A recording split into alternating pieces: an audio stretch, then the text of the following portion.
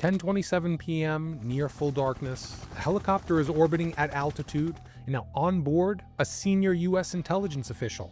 There are 2 pilots wearing night vision goggles and a federal partner. They've been in the air for hours. So far tonight, a ground-based listening post picked up a super hot orb under thermal imaging. It was hovering at ground level, then it broke into 2 objects. Then it disappeared at speeds the helicopter couldn't match. Their co-pilot, through night vision, saw something else. Something emerging from those 2 objects, traveling in different directions at a high rate of speed. The pilots couldn't catch it. They broke off pursuit. And then 2 large orbs appear close to the helicopter, to the west, above the rotor disc. They're oval-shaped, orange, white or yellow centers. They're emitting light in all directions. A 3rd orb flares up below them, then a 4th, then a 5th, and after a few seconds, they flare down in reverse order and disappear. This is inside a classified report. It's stamped secret at the top. It's filed by the senior U.S. intelligence official who was in that helicopter. And his final line in the report, the orbs appeared to break off from call sign 1 and pursue the military aircraft. His words. On May 8, 2026, the United States Department of War launched a portal called Pursue, the Presidential Unsealing and Reporting System for UAP Encounters. It released the first batch of 161 declassified files. The witnesses you just heard are inside. And there's so much more information in the US government's recent UAP UFO document dump. Stuff that'll make you question everything you believe you know. I'm John Genoa, and you're watching America's Strangest History, coming at you from the great state of Vermont. Let's take a peek at the first batch of the UFO UAP declassified documents for 2026. This is the Pursue files. Stay with me.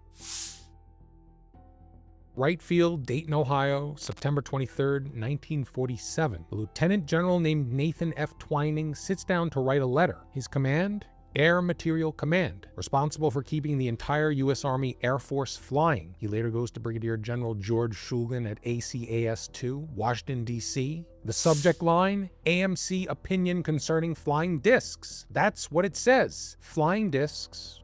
In 1947, Twining's command has been studying the matter for months. His T2 intelligence office, the Air Force power plant, the propeller laboratories, the Air Institute of Technology, they've all weighed in. And here's the opening of Twining's official opinion. The phenomenon reported is something real and not visionary or fictitious. These are his actual words. A lieutenant general, 3 stars, on official Air Materiel Command letterhead. He's telling Air Force intelligence the phenomenon is real. Twining keeps going. The objects appear to be discs. They're metallic or light-reflecting surfaces. They're circular or elliptical shaped, flat on the bottom, dome on top. He notes reports of formation flights of 3 to 9 objects together, speeds above 300 knots. They're usually silent, except in 3 specific instances when a substantial rumbling roar was noted. Then he says, the reported operating characteristics, such as extreme rates of climb, maneuverability, and action, which must be considered evasive when sighted or contacted by friendly aircraft and radar, lend belief to the possibility that some of the objects are controlled either manually, automatically, or remotely. That means that whatever these things are, they react to being seen, and that's in 1947. Twining lays out 3 considerations the Air Force has to weigh. 1, maybe it's some highly classified domestic project unknown to his own command. It's possible. 2, there's a complete lack of physical evidence here. No crash recovered exhibits that would prove that they exist.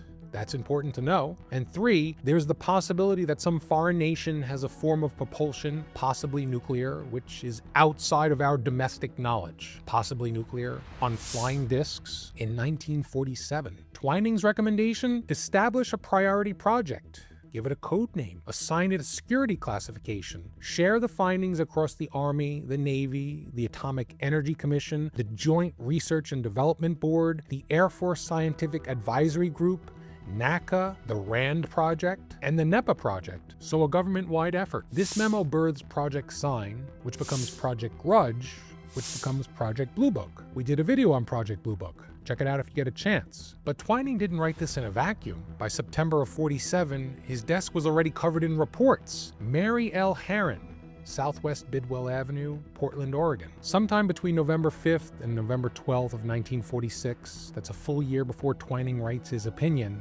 Ms. Herron takes photographs in the vicinity of Jefferson, Oregon. She doesn't remember seeing objects when she took the photo, but there they are, multiple objects in the sky. and they're in every photograph. She thinks they might be flying discs. Lieutenant Colonel Donald L. Springer at 4th Air Force in Hamilton Field, California, well, he examines the photos. And his official assessment, the uniformity of the markings would tend to indicate that the camera or the film used to take these pictures was possibly defective. Possibly defective.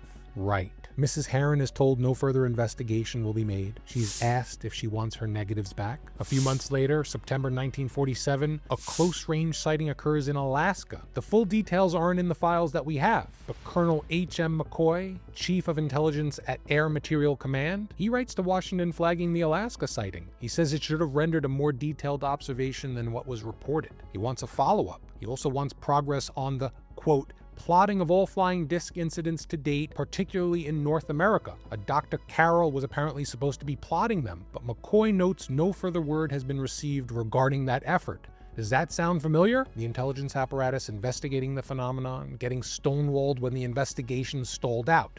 In 1947, McCoy follows up on November 18, 1947. Then on November 24th, 6 days later, he writes to Washington again. He asks that his November 18th letter be reclassified. Specifically, he wants it marked secret. The classification number? U-48983. So the Air Force tells civilian witnesses that their photographs are defective film, while simultaneously classifying internal correspondence on the same subject as secret. Curious. 3 weeks later, December 19th, 1947, McCoy writes one more letter. He's frustrated. His unit's been sending reports to the Chief of Staff, USAF, for months. His exact line? Comments at headquarters, Air Force, on these letters have never been received by this command. We've been doing the work.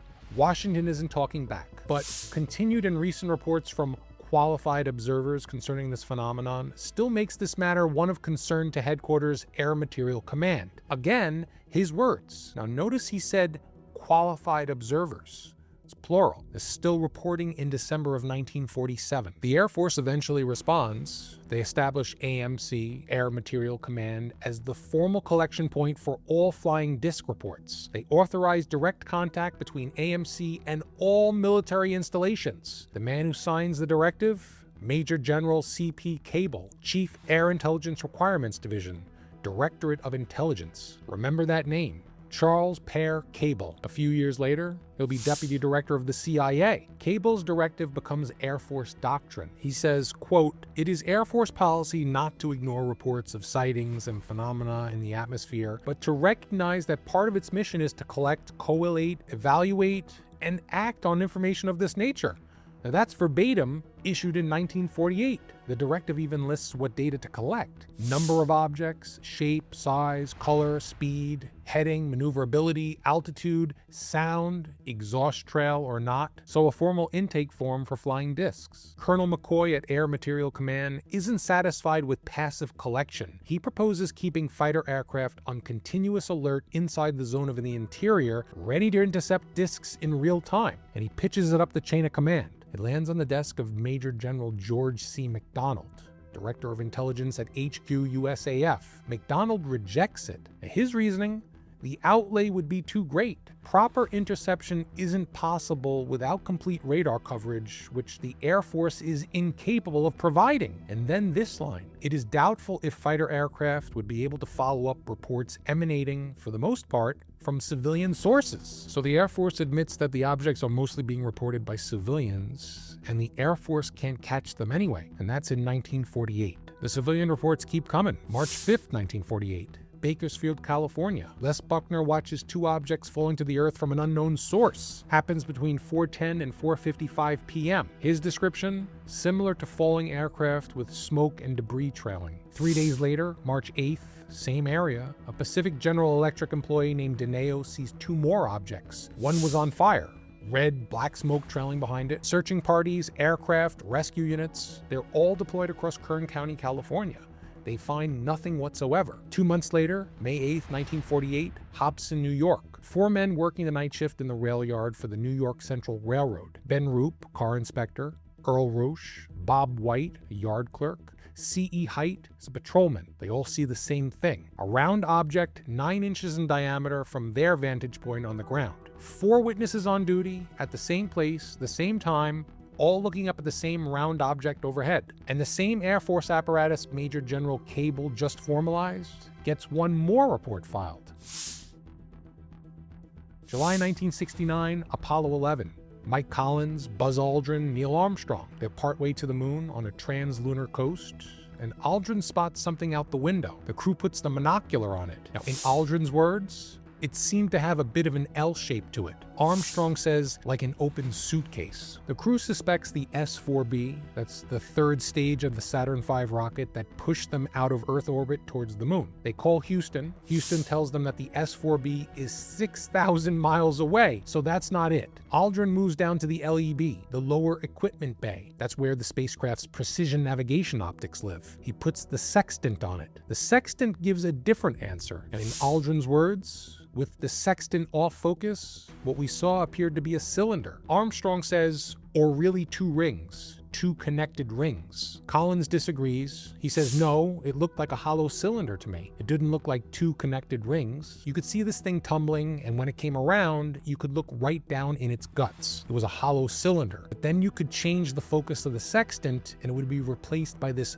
open book shape. It was really weird. So the monocular sees an L shape, the sextant sees a hollow cylinder, or two rings, or an open book, depending on the focus. Keep in mind, this is the most documented spaceflight in human history, and the crew can't figure out what they're looking at. Collins puts it in the official technical crew debrief, quote, "We really don't have a conclusion as to what it might have been, how big it was, or how far away it was." And it gets stranger. That night, trying to sleep with the lights out, Aldrin sees flashes inside the cabin. They're small flashes, a couple of minutes apart at first. He doesn't think too much of it, but the next night, and the night after that, the flashes keep happening. During trans-Earth coast, on the way back from the moon, Aldrin starts paying closer attention. He sees double flashes. Two flashes separated by maybe a foot, sometimes a line with no direction of motion. His own theory in the debrief is that penetration of some object into the spacecraft caused an emission as it enters the cabin itself. That's Aldrin talking. Some object penetrating the spacecraft, emitting light as it enters the cabin. And that happened in 1969. Armstrong agrees that there's something to it. He says it could be something like Buzz suggested, mainly a neutron or some kind of atomic particle that would be in the visible spectrum. And Aldrin's summary in the official debrief is that it did give you a rather funny feeling to contemplate that something was zapping through the cabin. There really wasn't anything you could do about it. So in space, two of the three crewmen of the most famous spaceflight in history reporting that something is passing through their command module and they don't know what. But wait, there's one more piece of the Apollo 11 file. Now, while in lunar orbit, when the Earth comes up over the lunar horizon, Aldrin sees a bright light source coming from Earth. In Aldrin's words, "I observed what appeared to be a fairly bright light source, which we tentatively ascribed to a possible laser. A laser from Earth pointed at the moon." It's curious. The crew later revises this. They think it may have been sunlight reflecting off of a smooth body of water, but Aldrin keeps his hedge in the official debrief. "I still think it's an unusual phenomenon at that distance to see so bright a source of light." So the working theory becomes sun off of a lake, but Aldrin won't quite let go of that laser idea. The hedge is in the official file for 56 years until it ends up in the Pursue release. 4 months later, November 1969, Apollo 12. Pete Conrad, Dick Gordon, Al Bean. Bean is the lunar module pilot. He's looking out of the AOT, the Alignment Optical Telescope. It's a precision navigation instrument that lets him take star sightings. Through it, in the dark quadrant of his view, he sees particles of light. He calls Houston. In Bean's words, when you look out the AOT in the dark quadrant, you can see these lights. They're particles of lights, flashes of lights. I'm looking in quadrant 1, which is the left one. It's coming from behind me, the left, and they're just sailing off in space. Bean tries to explain it. He thinks at first they might be droplets from his water boiler venting into space, but then he says it looks like some of those things are escaping the moon. They really haul out of here and just press off at the stars. Bean said that, escaping the moon, pressing off at the stars. Now, in fairness, the Apollo 12 file also contains a different anomaly. Bean reports something strange on the AGS, the abort guidance system, all 8s flashing on the address in the information registers. 1/5 normal brightness, and it's pulsing once per second. Houston comes back quickly. Frito is here. He and I have both seen that phenomenon on your DITA during testing of all of the spacecraft up at Bethpage, and it's probably an EMI. EMI stands for electromagnetic interference, a known issue from Bethpage where the lunar module was built. A prosaic explanation. It's logged in the same file as the unexplained ones. Pursuit doesn't just release the compelling cases, it includes the known anomalies as well. I think that's significant. 3 years pass. December 1972, Apollo 17. It's the last crewed mission to the moon, purportedly. Gene Cernan, Ron Evans, Harrison Jack Schmitt. The crew separates from the S-4B. They're maneuvering for translunar injection. Out the window, they start seeing things. Evan calls down to Houston. Now we've got a few bright particles or fragments or something that goes drifting by as we maneuver. Schmidt joins in. There's a whole bunch of big ones out my window down there, just bright. It looks like the 4th of July out of Ron's window. The 4th of July coming out of Ron Evans' command module window in space. Evans confirms what he's seeing, says, yes, now you can see some of them in shape. They're very jagged, angular fragments that are tumbling. The crew can't identify them at first. They speculate it may be coming from the S-4B, or maybe even ice chunks, maybe pieces of insulation. Houston works the problem, hours go by. The eventual consensus is that it's most likely the S-4B debris. The third stage, shedding material during separation. But that's the launch sequence. What happens next in the Apollo 17 file is different. A day later, Cernan is at the commander's station. He sees something else out the window. A bright object, rotating, flashing in rhythmic fashion, 10 to 12 Earth diameters away. He calls Houston. In Cernan's words, I just want to emphasize that it's definitely not one of those particles that tends to look like a star out there. It's something physical in the distance. Schmidt, the LMP, is looking at the same thing. He says that's the side and the engine bell of the S-4B with bright side flashes. Okay, it's just the engine bell flashing dim in a rotating rhythmic fashion. Mystery solved, right? Cernan doesn't buy it. In his words, he couldn't see the engine bell if he had 10 monoculars. Even with the most plausible explanation in hand, the commander of Apollo 17, the last man to walk on the moon, he maintains in the official tape that it's something physical in diameter and not the S-4B. Those are his exact words. They're now available in the latest Pursue file dump. And then, while Apollo 17 is in lunar orbit, calling out features on the lunar surface for the science teams, Schmidt suddenly cuts in. Hey,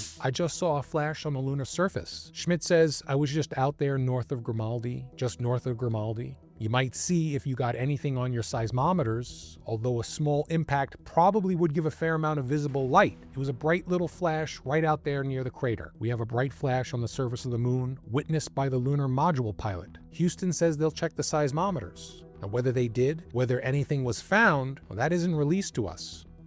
Too bad. Next comes Skylab.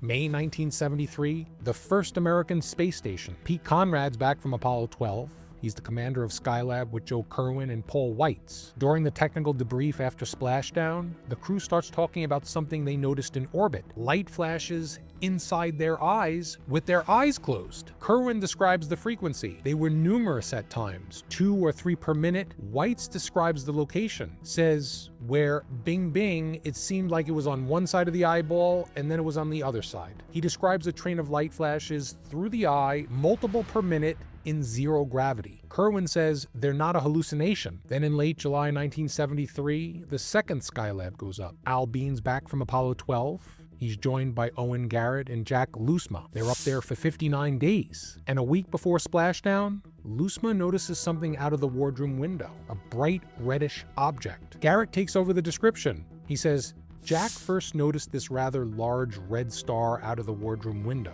Upon close examination, it was much brighter than Jupiter or any of the other planets. It had a reddish hue to it, even though it was well above the horizon. The crew tracks it for 10 minutes. It's rotating. The brightness varies on a 10-second period. It follows Skylab into Earth's shadow every 5 to 7 seconds after they themselves enter darkness. Garrett's calculation? Well, he says From the 5 to 10 second delay in its disappearance, we surmise that it's not more than 30 to 50 nautical miles from our location. From its original position in the wardroom window, it did not move more than 10 or 20 degrees over the 10 minutes or so that we watched it. Its orbit was very close to that of our own. We never saw it on any earlier or succeeding orbits. So, a satellite in nearly identical orbit to Skylab tracked for 10 minutes from the wardroom window, and then it was never seen again. Bean is asked about it. He says, "You bet. We never saw it again. You'd think we would have seen it the next night, or it would cycle by another time. It didn't." Garrett adds what satellite it was and how it happened to end up in such a similar orbit. No one has ever explained to us. No one ever explained it to 3 Apollo veterans on an American space station, and that happened in 1973. September 4th, 2020, the Gulf of Aden. It's a narrow waterway between Yemen and the Horn of Africa. A U.S. Air Force ISR aircraft is at an altitude of 23,819 feet. The air crew is conducting a routine reconnaissance mission supporting Naval Air Force's Central Command. It's just past 9 p.m. local. The aircraft's forward-looking infrared sensor catches something, a round object. The crew tracks it for the next 8 minutes. The IR sensor is set to black hot mode. Hot things appear dark, cold things appear bright. The object appears bright white, so whatever it is, it's cold. The object's moving at 277 miles per hour on a 168-degree heading. The crew is logging direction, speed, sensor orientation. This is a methodical operational tracking, and here's what the file says about the object's behavior. It made a few abrupt directional changes during its 8-minute contact. Abrupt directional changes at 277 miles per hour for 8 minutes, and it's cold. The mission report gets filed. It's submitted by squadron intel personnel. It's eventually classified, and it's now available in the latest Pursue file dump. And the September 4th mission wasn't isolated. It wasn't even the first that month. Roll back to August 8th, 2020, Persian Gulf, same kind of mission. The 482nd Attack Squadron operating in support of Naval Forces Central Command. The aircraft observes one UAP at 7:26 a.m., and it's tracked via full motion video. The file description says, transiting. That's military jargon for an object passing through the area. That's the whole description. The rest is redacted. Great. That's helpful. Then August 24th, 2020, North Arabian Sea. This time it's not the Air Force. A Navy pilot, HSM-73, Helicopter Marine Strike Squadron 73, the flying side number 705, tail number 168122. That's a Navy Seahawk helicopter. It's just past midnight local time. The pilot fills out a range Fowler reporting form, the standard Navy form for unidentified objects in restricted airspace. The pilot's observation, in his own words, "I observed 3 possible unidentified small air contacts while conducting routine operations in the North Arabian Sea. Negative ES, radar track, and IFF track. Distance to contact was unknown. Speed of contact was unknown. Precise course contact was unknown, but appeared to be on a westerly heading. 3 objects, no electronic signature, no radar return, no IFF transponder, no identification of any kind. The pilot tracks the first object. It goes behind a cloud. When the contact is regained, there's 2 more. 3 round metallic objects. They're reflective. They're holding their course, their speed, their altitude in darkness over the North Arabian Sea. The pilot checks the boxes on the standardized form. Round, metallic, reflective, no wings or airframe, no markings, no apparent propulsion. The form gets filed. Then comes September 16th, 2020. The Strait of Hormuz, the choke point between the Persian Gulf and the Gulf of Oman, the northwest stretch of water through which 20% of global oil supply flows. The 482nd Attack Squadron is back in the air. This is a 20-hour ISR mission, and it's about to get strange. At 4:08 a.m., the aircraft is hailed on the International Emergency Frequency. The caller? Iranian Air Defense. Its standard orders are given, standard response. The file notes no impact to mission, but 13 minutes later, the aircraft is hailed again, Iranian Air Defense. Same standard exchange. 7 hours later, at 11:41 a.m., Iranian Air Defense calls a third time. It's the same standard exchange. But then at 12:48 p.m., something different happens. The aircraft loses link. Lost link is the military term for when ground control loses contact with a remotely piloted aircraft. For 11 minutes, the aircraft is flying blind on its programmed flight path. The file documents the event as an EMI, electromagnetic interference. The source is unknown, system impact complete, action required, flight path deviation. The aircraft recovers link at 12:59 p.m. and the crew continues the mission. Then at 2:14 p.m., lost link again, this time for 27 minutes. The same description, same EMI event, source is unknown, same complete system impact, same flight plan, same flight path deviation. The aircraft recovers link at 2:41 p.m. At this point, the aircraft has had 3 Iranian air defense calls, 2 unknown source EMI events that completely cut off their link to ground control for nearly 40 total minutes, a 20-hour mission they're deep into, and then at 5:32 p.m., they observe a UAP in Iranian-monitored airspace. The file's description of the object? Redacted. The coordinates? Redacted. The observation time is all we have, and the pattern continues. October 2nd, 2020, Strait of Hormuz, the same operational area, same kind of mission, 21 hours in the air. 5 Iranian air defense calls on 1 mission. And at 6:29 p.m., the crew observes 1 UAP. The description? Redacted. The location? Redacted. The observation is logged. So we clearly have a pattern. July 16th, 3 UAP observations on a single Persian Gulf mission. August 8th, the transiting UAP over the Persian Gulf. August 24th, the 3 round metallic objects in the North Arabian Sea. August 27th, a formation of flying objects along the Persian Gulf coast. It was tracked for 2 minutes before being lost to cloud cover. September 4th, the cold object with abrupt directional changes for 8 minutes. September 16th, the UAP combined with 2 unknown source EMI events. And October 2nd, the UAP after 5 Iranian defense calls. 7 UAP reports, 4 months, 1 operational corridor. And the Pentagon's framing of these documents at release, they say, among the most compelling within Aero's current holdings. But here's what's still missing from the file. The air crew names are redacted, the aircraft call sign is redacted, the exact aircraft type redacted, the specific targets redacted. What we have are the times, the general locations, the descriptions. Pursue releases the encounters, but the who and the what with, that stays classified. And here's something about that September 16, 2020 event, that single 20-hour mission that contains 3 Iranian air defense calls, also 2 unknown source EMI events that cut the link for nearly 40 minutes, and 1 UAP observation. Well, they're all filed as separate entries in the same report. The connection between them is never made by the Department of War. Curious.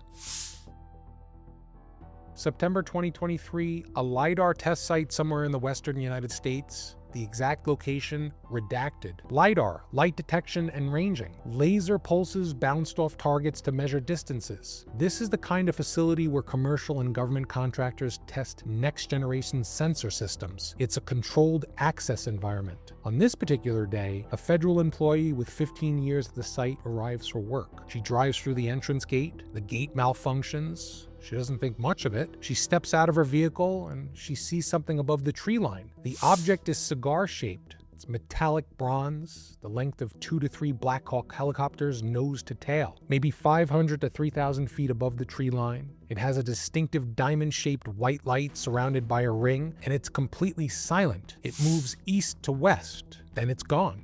This is in the witness's signed FBI statement, the FD-302 form. That's the standard interview record that FBI agents use to document witnesses' statements. She has 15 years at this site. She's seen Blackhawks, she's seen test aircraft, she's seen drones. She's never seen anything like this. When she gets back to her office, she tells her colleagues what she saw. Some of them discourage her from reporting it. She files the report anyway. Now, the same September, the same site, a drone pilot working on contract sits down for a FaceTime interview with FBI agents. He describes seeing a linear object, metallic gray, no wings, no exhaust. Smaller than a 737, it's about 5,000 feet above ground level. It's moving east to west, parallel to the ground. There's a super bright light on the east side of the object. It's visible for around 5 to 10 seconds. Then the light cuts out and it's gone. And for the next 2 nights, the drone pilot has trouble sleeping. He says he's having weird dreams. Now again, same September, same testing area.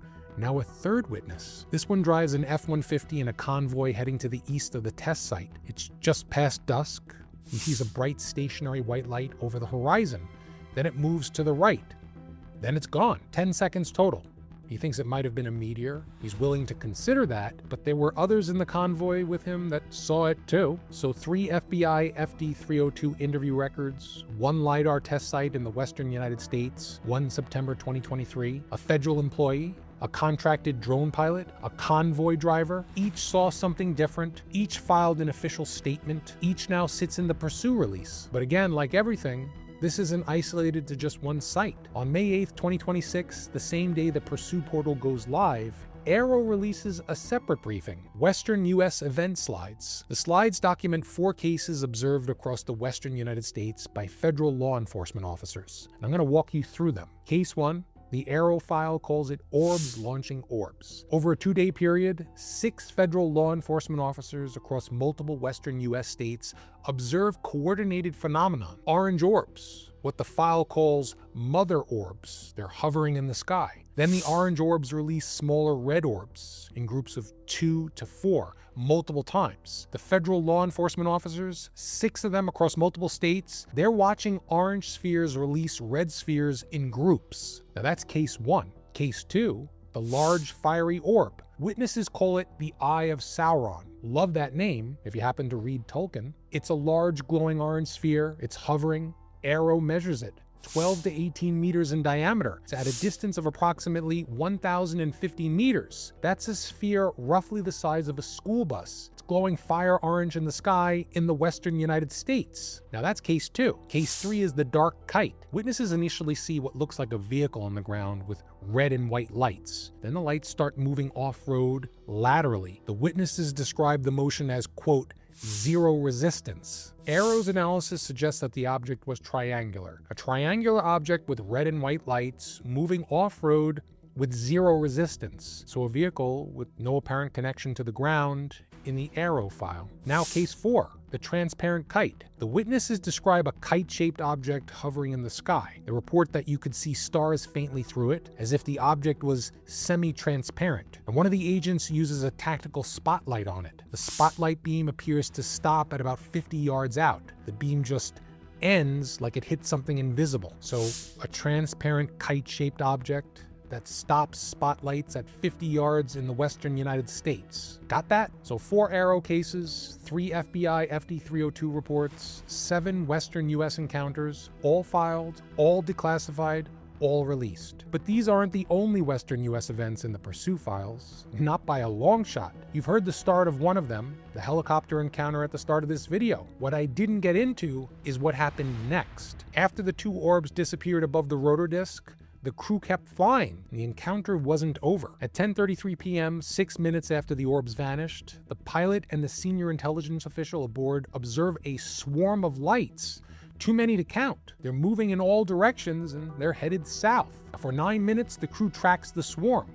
And at 10:42 p.m., they lose visual. But then, at 10:49 p.m., a triangular formation of 3 distinct orbs appears in the sky. At 10:52 p.m., 5 to 6 orbs flare up in formation over a nearby town. At 10:57 p.m., 4 orbs flare up over military aircraft as the aircrafts are descending to land. The event continues for hours. It ends at 11:06 p.m. when the helicopter runs low on fuel and returns to its operations center. On the way back, the crew passes a federal partner aircraft heading north towards the site. A federal partner aircraft heading towards where they just left in the middle of the night. And that's where the report ends. So we have a lot of unusual stuff happening, all in the western United States, and they're all in the Pursue file dump. And here's the thing Aero won't say out loud. The agencies involved across these reports include the FBI, the Department of War, Aero itself, federal law enforcement at the state level, a senior U.S. intelligence official, and a state partner organization. And they're all looking at the same general phenomenon in the same general region without naming it. November 9th, 2023, Syria. An American ISR aircraft is on a 13-hour mission. They're conducting target deployment.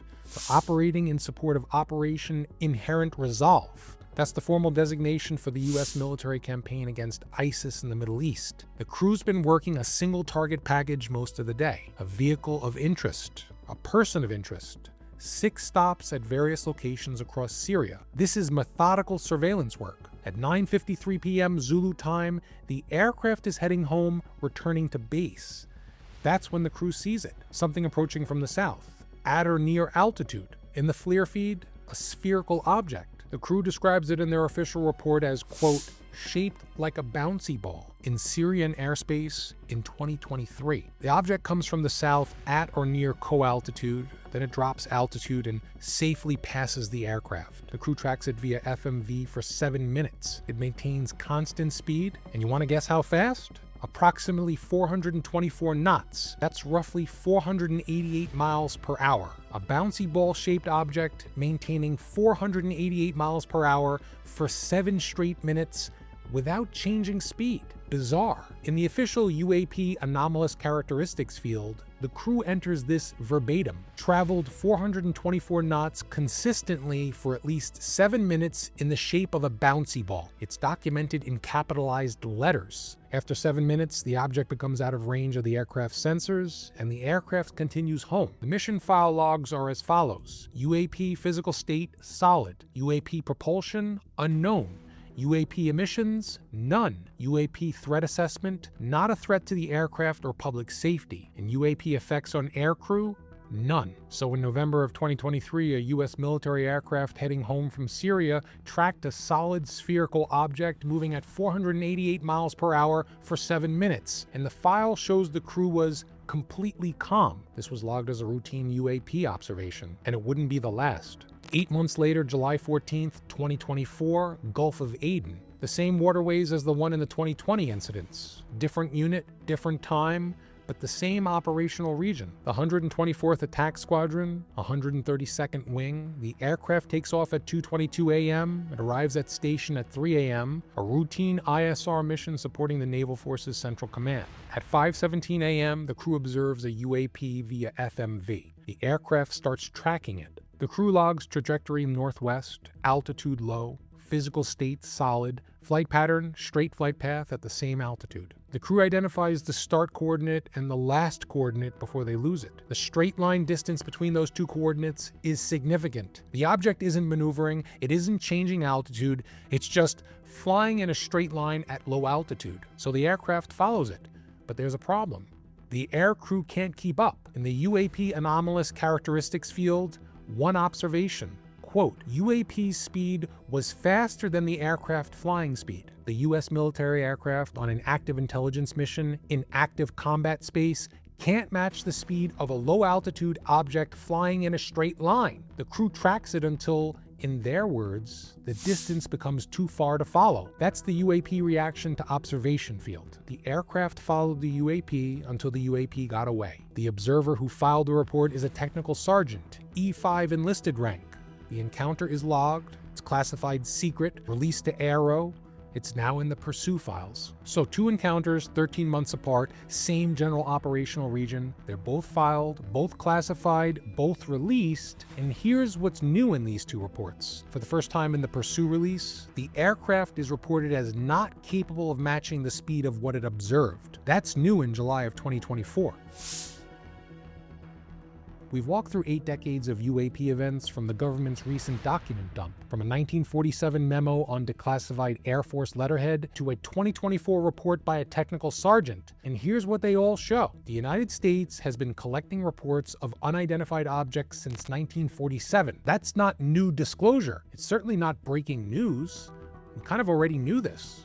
That's stated in the files that we have right now, including the directive Cable signed in 1948. What's new about Pursue is that the files are now searchable by you. The presidential portal is live at war.gov/UFO. The search bar works. It's sitting there waiting for you. And here's what the Department of War releases: the encounters. Here's what the Department of War doesn't release: the analysis. You get the data, you don't get the conclusion. That's the disclosure model in 2026. So what's classified? Well, whatever's not in this document dump. What's in the next dump? The Pentagon hasn't said, but when it happens, we'll be back. But while you're waiting, go pull the file. Read what an Apollo commander told NASA. Read what an FBI agent typed into an FD-302 report. Read what a technical sergeant entered into a UAP anomalous characteristics field. Decide for yourself. Because here's what real disclosure actually looks like. Documents, not narrative. The narrative is whatever you make of it. I'm John Genoa. This is America's Strangest History. Thanks for watching.